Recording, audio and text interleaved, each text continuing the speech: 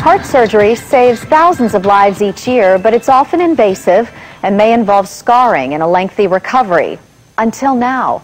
Today, many patients are benefiting from an advanced technique in which surgeons operate through one tiny incision.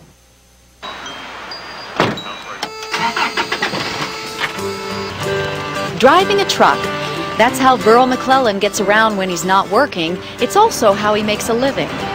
The truck driving job is very physical. We're lifting up heavy product all day long. It's heavy work, unloading, loading, dealing with product.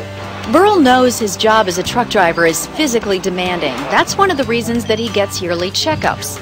But his last exam caught him off guard. Burl was told he had a heart murmur that would require open heart surgery. When I was told about the surgery, I was very frightened. I was extremely worried when I found out he was going to have surgery. I mean, anything that has to do with the heart, the automatic response was, oh my God, this person could potentially die. So I was very worried. He was referred to heart surgeon Dr. Junaid Khan at Alta Bates Summit Medical Center in Oakland. Fortunately for Burl, it's one of the few hospitals in the country performing a new, minimally invasive heart procedure called port access valve surgery. He had a leakage in one of his valves, the mitral valve, which is one of the trapdoors that's inside the heart. Blood is only supposed to go one direction, but in him, the blood was going in the wrong direction. Burl's condition is called mitral valve regurgitation. Mild cases cause few problems, but Burl's condition was more serious. If this was allowed to continue, he would go into heart failure. A couple of years ago, before port access, Burl's surgery would have been done through a large incision in his chest bone.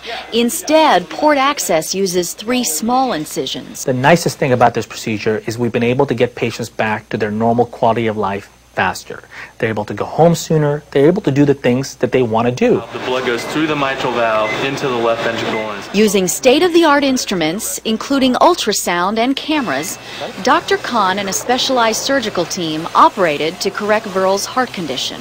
The way port access surgery is done is there's really 2 components. One is we have to put the patient on the heart-lung machine. The surgeons make a small incision in the groin and use ultrasound to guide specialized tubing to the heart. Another small incision is made in the neck, where more tubes are threaded into the heart through blood vessels. The tubes deliver medication to safely stop and protect the heart. The second part is actually working on the heart. For that, we make a small incision under the right breast. Using this opening, or port, with the help of small tube-shaped cameras, the surgeon can reach the diseased valve and repair or replace it.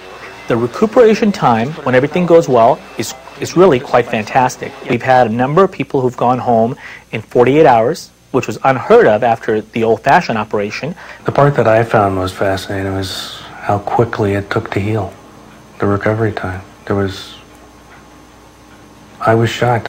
Burl's scar is just below his breast, and he says it's hardly noticeable. Well, Burl's recovery time was very fast. I think probably within the first 3 weeks he was able to get up and move around pretty freely.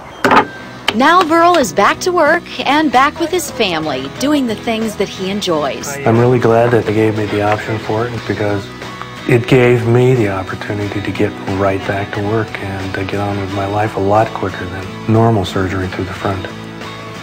I feel wonderful. Feel great. And Burl is back at work and feeling